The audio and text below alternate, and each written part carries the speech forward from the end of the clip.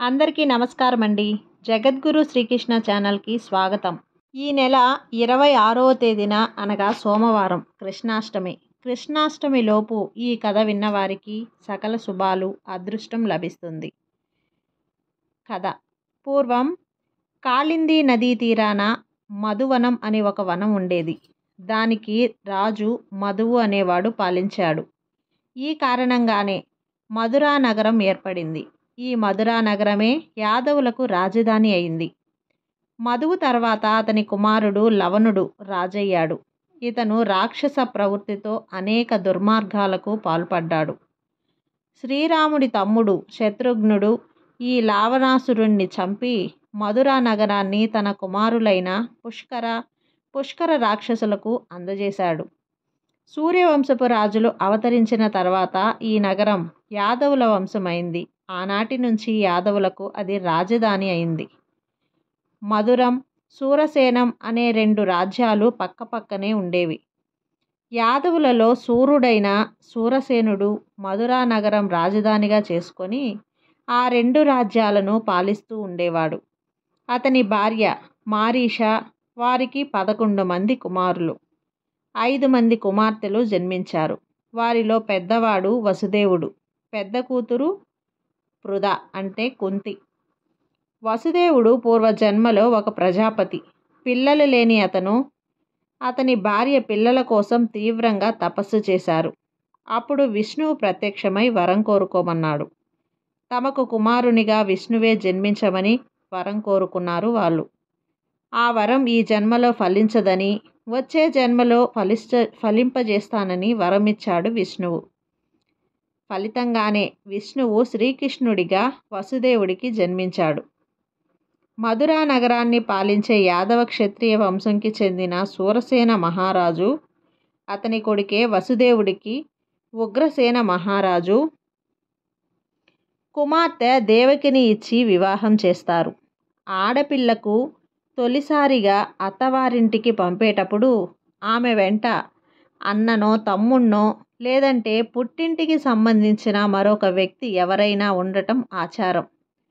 తోడుగా వెళ్ళి ఆమెను అత్తవారింట దిగవిడిచి రావటం సంప్రదాయం.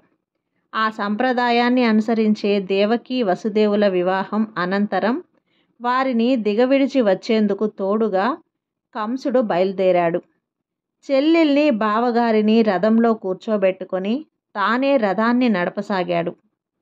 ఆ రథాన్ని అనేక మంది దాసదాసీజనం పరివారం అనుసరించారు.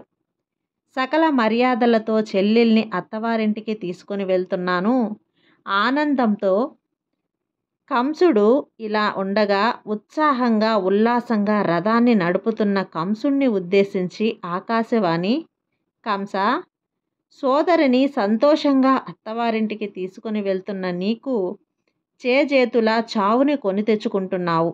ఈ దేవకీ కడుపున పుట్టిన 8వ బిడ్డే నీ ప్రాణాన్ని హరిస్తుంది. ఆ బిడ్డ చేతిలో నీకు మరణం తప్పదని వినవచ్చిన ఆ మాటలకు విస్తుపోయాడు కంసుడు. కాసేపు కళ్ళు మూసుకొని ఏకదీక్షలో ఆలోచించాడు. ఆకాశవాణి మాటలు నిజం కాక తప్పదు. తనకి మరణం తథ్యం. దాన్ని ఎలా తప్పించుకోవాలి అనుకుంటూ వెంటనే రథం దిగాడు కంసుడు. కొరకొర చెల్లెలు దేవకిని చూసి ఆమె సిగను పట్టి కిందకు లాగి మొలలోని కత్తిను ఆమె పైకి దూశాడు. బావా ఆగు అని అడ్డుకున్నాడు వసుదేవుడు. ఇది నా చెల్లెలు కాదు, నా ప్రాణాల్ని హరించే రాక్షసి. దీనిని ఈ క్షణమే హతమార్చి నన్ను నేను కాపాడుకుంటాను, తప్పుకో అంటూ కంసుడు వసుదేవుణ్ణి వెనక్కి నెట్టాడు. తూలి పడబోయి నిలదొక్కుకొని కంసుణ్ణి కాళ్ళు పట్టుకున్నాడు వసుదేవుడు. బావా, భోజకులానికి ఎన్నదగిన వాడవు, సూరడవు. నీకు తెలియని ధర్మం లేదు. స్త్రీ హత్య మహాపాతకం. చెల్లెలు, కొత్తగా పెళ్లి కూతురు, కాళ్లపారాని కూడా ఆరలేదు. అలాంటి దాన్ని, అమాయకురాలిని చంపుతాననడం ధర్మమా చెప్పు. దయచేసి నా మాట విని దేవకిని వదిలిపెట్టు అంటూ ప్రాధేయపడ్డాడు. కంసుడు దేవకిని చంపి తీరుస్తాను అని ఎన్నో విధాలుగా నచ్చజెప్పి చూశాడు. వసుదేవుడు. అయినా ఒప్పుకోలేదు. తీవ్రంగా ఆలోచించిన వసుదేవుడు, 8వ బిడ్డ కదా నీ ప్రాణాల్ని హరించేది. 8వ బిడ్డనే కాదు, దేవకికి పుట్టిన ప్రతి బిడ్డని నీకు తెచ్చి ఇస్తాను. నువ్వేం చేసుకుంటావో చేసుకో, దేవకిని వదులు అని వసుదేవుడు వాగ్దానానికి శాంతించిన కంసుడు దేవకిని విడిచిపెట్టాడు. మాట తప్పవు కదా అని అడిగాడు వసుదేవుణ్ణి. తప్పనన్నాడు. సరే వెళ్దాం రండి అని కంసుడు ఇద్దరిని వదిలేశాడు.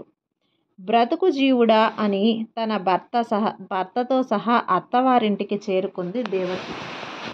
కొన్నాళ్లకు ఆమె ఒక కుమారుణ్ణి కన్నది. ఇచ్చిన మాట ప్రకారం ఆ కుమారుణ్ణి తీసుకొని కంసుణ్ణి సమీపించిన వసుదేవుడు, తీసుకో బావా అంటూ బిడ్డని అందజేశాడు. పసిబిడ్డను తీసుకొని చూసిన కంసుడు, వేలెడు లేడు, తనని వీడేం చేస్తామనుకొని సన్నగా నవ్వుకొని వసుదేవుణ్ణి సత్యనిష్టకు కూడా సంతోషించి, ఆడిన మాటకు కట్టుబడి బిడ్డను తీసుకువచ్చావు, ఆనందంగా ఉంది.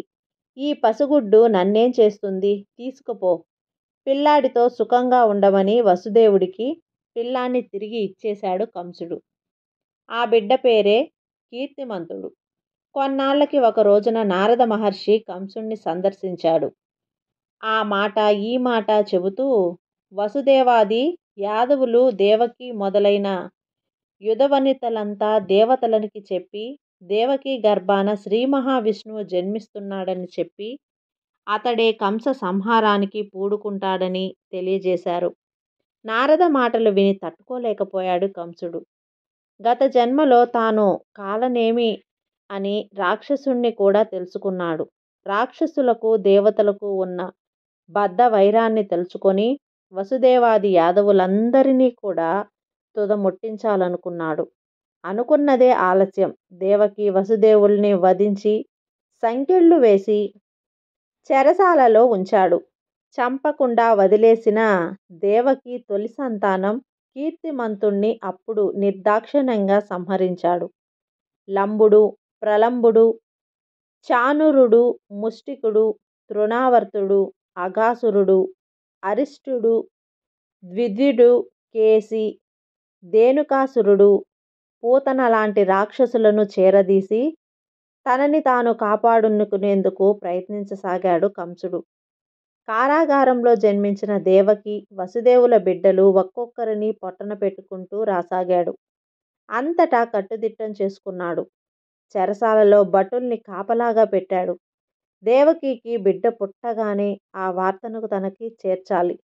వార్త చేరిన మరుక్షణం కంసుడు అక్కడికి వచ్చేసి తన ఖడ్గానికి ఆ బిడ్డను బలి చేసేవాడు. పుత్రశోకంతో దేవకి వసుదేవులు కుమిలిపోతూ నీవే దిక్కు అంటూ శ్రీ మహావిష్ణువుని ధ్యానించసాగారు. కంసుని హింసలు భరించలేక యాదవులు చాలామంది మధురా నగరం విడిచి కురు, పాంచాల, కేకేయి, సాల్వ, విదర్భ, నిషధ, విదేహ, కోసల దేశాలకు తరలిపోయారు. 7వసారి గర్భం ధరించి దేవకి భగవంతుణ్ణి ఆజ్ఞానుసారం ఆదిశేషుడు భూమిలో అవతరించాల్సి ఉంది. ఆ కారణంగానే అతడు దేవకి గర్భంలో ప్రవేశించాడు. యోగమాయను పిలిచిన విష్ణుమూర్తి ఆమెతో, నువ్వు తక్షణం రేపల్లెకు వెళ్ళి అక్కడ ఉన్న వసుదేవుని భార్య రోహిణి గర్భంలో దేవకి గర్భాన ఉన్న తేజస్సును చేర్చు. త్వరలో నేను దేవకి గర్భాన జన్మిస్తాను. నేను జన్మించక ముందే నువ్వు నందుని భార్య యశోద గర్భాన జన్మించు అని ఆజ్ఞ ఇచ్చాడు. వసుదేవుని భార్య రోహిణి ఇంకొందరు కంసుడికి భయపడి రేపల్లెలో తలదాచుకున్నాడు. యోగమాయ రేపల్లెకు చేరుకొని దేవకి గర్భాన ఉన్న ఆదిశేషుని తేజస్సును ఆకర్షించి దానిని రోహిణి గర్భంలో ప్రవేశపెట్టి ఆ విధంగా రోహిణికి జన్మించిన వాడే బలరాముడు. కృష్ణుడికి అగ్రజుడయ్యాడతను. దేవకి గర్భం నుండి సంకర్షించి రోహిణికి చేర్చడంతో అతనికి సంకర్షణుడు అని పేరు వచ్చింది. లోక కమనీయుడు కావటంతో రాముడు అని, మహాబాల్యుడు కావటంతో బలుడు అని అతన్ని వ్యవహరిస్తూ వచ్చారు. గర్భంలోని తేజస్సు పోవటంతో తనకి గర్భస్రావం అయిందని తలచిన దేవకి అందుకు చాలా దుఃఖించింది. కొంతకాలానికి దేవకి అష్టమ గర్భం ధరించగా శ్రీ మహావిష్ణువు ఆమె గర్భంలో ప్రవేశించాడు. ఫలితంగా దేవకి అమిత తేజస్సుతో ప్రకాశించసాగింది. దివ్య తేజస్సుతో వెలిగిపోతున్న దేవకిని చూసి అంతా ఆశ్చర్యపోయసాగారు. ఆ వెలుగు చూసి కంసుడు భయపడి దేవకీ గర్భంలో విష్ణుమూర్తి ప్రవేశించిన కారణంగానే ఆమె అంతటి వెలుగును గ్రహించి పుట్టగానే ఈ బిడ్డను సంహరించాలి అనుకున్నాడు. కారాగారం దగ్గర కాపలాగా మరింత కట్టుదిట్టం చేసి దేవకి ప్రసవించిన మరుక్షణం తనకి ఆ సంగతి తెలియజేయాల్సిందిగా ఆజ్ఞాపించాడు. మహావిష్ణువు మాయలు అంతుచిక్కనవి. 1000 కళ్ళతో జాగ్రత్త వహించమని పదే పదే చెప్పాడు. దేవకీ గర్భాన మహావిష్ణువు జన్మిస్తున్నాడని బ్రహ్మాది దేవతలు తెలుసుకొని ఇంద్రాదులు అంతా కలిసి నారదుడితో సహా అదృశ్యంగా భూలోకానికి తరలివచ్చి దేవకీ గర్భంలో ఉన్న విష్ణుమూర్తిని స్తుతించి అనేక విధాలా కీర్తించారు. భూలోకంలో దుష్ట శిక్షణ, శిష్ట రక్షణ జరుగుతుందని సంతోషించి నిష్క్రమించారు. దేవకి నవమాసాలు నిండాయి. దేవకికి శ్రావణ మాసంలో కృష్ణపక్షంలో అష్టమి తిథి నాడు అర్ధరాత్రి రోహిణీ నక్షత్రయుక్త వృషభ లగ్నంలో కృష్ణుడు జన్మించాడు. గ్రహ నక్షత్రాలన్నింటినీ సౌమ్యములై వెలిగిన ఈ మహా అద్భుత క్షణం సకల లోకాలకు మంగళప్రదమైన సమయమైంది. కృష్ణుడు అవతరించగానే దేవదేవేంద్రులు మ్రోగాయి. పూలవాన కురిసింది. గంధర్వులు గానం చేశారు. విద్యారంగాలు అప్సరసలు నాట్యం చేశారు.